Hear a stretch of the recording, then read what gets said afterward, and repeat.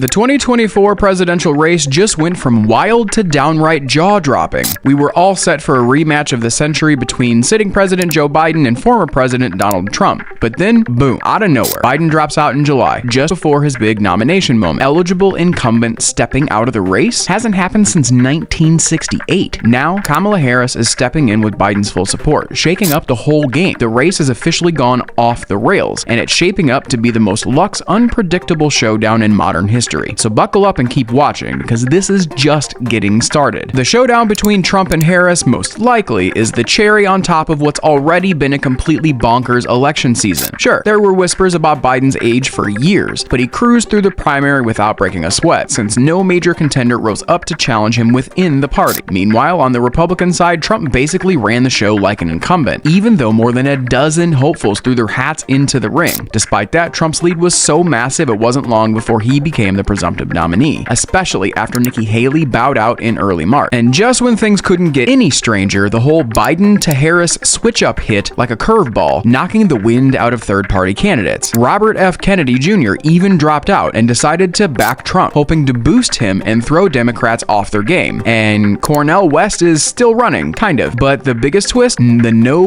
Labels Party, which had some serious potential to shake things up, announced in April that they wouldn't be throwing anyone into the race. So what's left is a guide to the candidates, those who jumped in, tapped out, or are floating in limbo. Will it change? Maybe not. But with this election, anything's possible. Keep your popcorn handy. On November 5th, voters across the U.S. are heading to the polls to decide who's taking the reins as the next president. This election was set to be a 2020 rematch until July threw us all for a loop. President Joe Biden stepped down from the race and handed the torch to Vice President Kamala Harris. Now, the big question on everyone's mind is, will America make history with its first female president, or are we in for another 4 years of Donald Trump? As election day creeps closer, the polls are heating up, and we're keeping a close eye on how the campaigns are shifting the race. Since jumping in at the end of July, Harris has consistently stayed ahead of Trump in national polling averages. Things really ramped up during their head-to-head televised debate in Pennsylvania on September 10th, which a whopping 67 million people tuned in to watch. The big takeaway? Harris seemed to get a little boost from her performance, pushing her lead from 2.5 to 3.3 percentage points in just over a week. But Harris's bump wasn't entirely due to her gaining more support. Trump's numbers were on the rise before the debate, but they dipped by half a percentage point afterward, making that slight shift in polls even more noticeable. The difference is small, but the drama's far from over. The 2024 presidential race is turning into the most intense political thriller of the century, and we're all front row witnesses. Seriously, we haven't seen a showdown this close in 60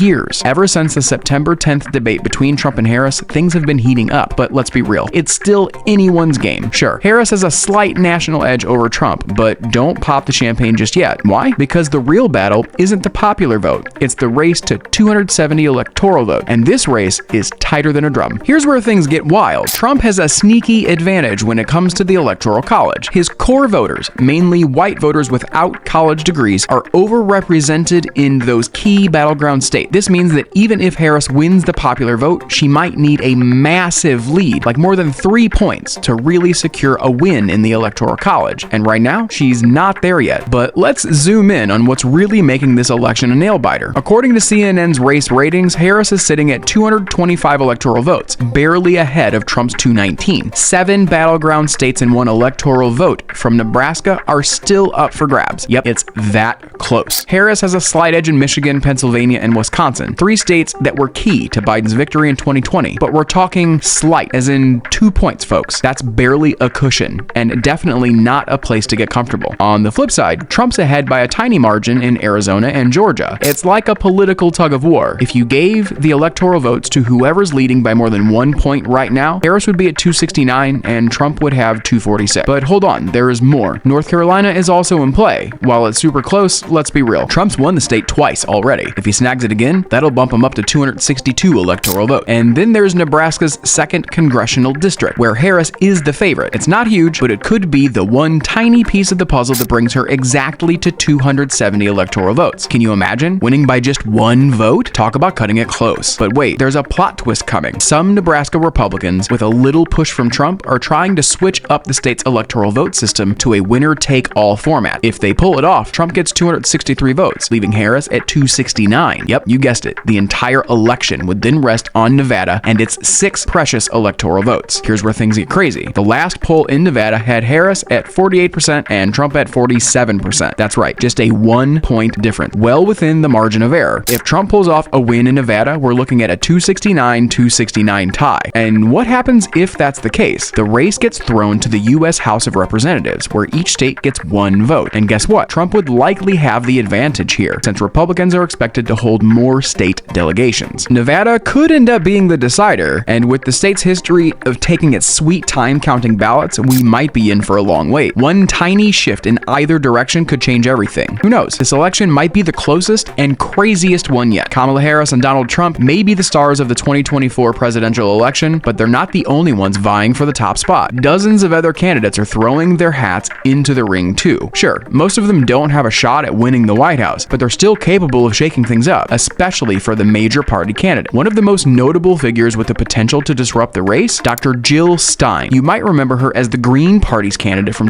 the 2012 and 2016 elections. Now at 74, she's back in action, running with her usual progressive platform. In a recent interview with BBC Americast, Stein didn't hold back saying, "Americans aren't voting for someone they like, they're voting against someone they hate." And let's be honest, that's not exactly the healthiest way for a democracy to function. Stein's platform remains consistent with her past campaigns. She's all about an economic bill of rights, which would guarantee universal health care, employment for all, and aggressive action on climate change. Flashback to 2016, Hillary Clinton lost to Trump in 3 critical states by fewer votes than Stein received. That's why some Clinton supporters still hold Stein partly responsible for that razor-thin defeat. This time around, Stein has been vocal about her frustration with the Democratic Party. She's accused them of trying to kick her off state ballot and changing the rules to maintain their grip on power. Despite those hurdles, Stein is working hard to get on the ballot in as many states as possible. So far, she's locked down at least 4, and her campaign is pushing for more. Her running mate this time? Butch Ware, a professor from the University of California, Santa Barbara. Stein may not be a top contender, but she's certainly making noise. And in a race this close, that noise could make all the difference. The race between Kamala Harris and Donald Trump is tighter than ever. With just a couple percentage points separating them in battleground states, predicting the winner is no easy task. Polls underestimate Trump's support in both 2016 and 2020, so pollsters are working overtime to get it right this time around. But with all the challenges in adjusting for voter demographics and guessing who will actually show up on November 5th, it's anyone's game. If you're as intrigued by the twists and turns of this election as we are, hit that like button. Don't forget to subscribe and ring the bell to stay up to date with the latest political news and insight. Got any prediction on how it'll play out? Drop your thoughts in the comments below. Catch you next time as we dive deeper into this wild election season.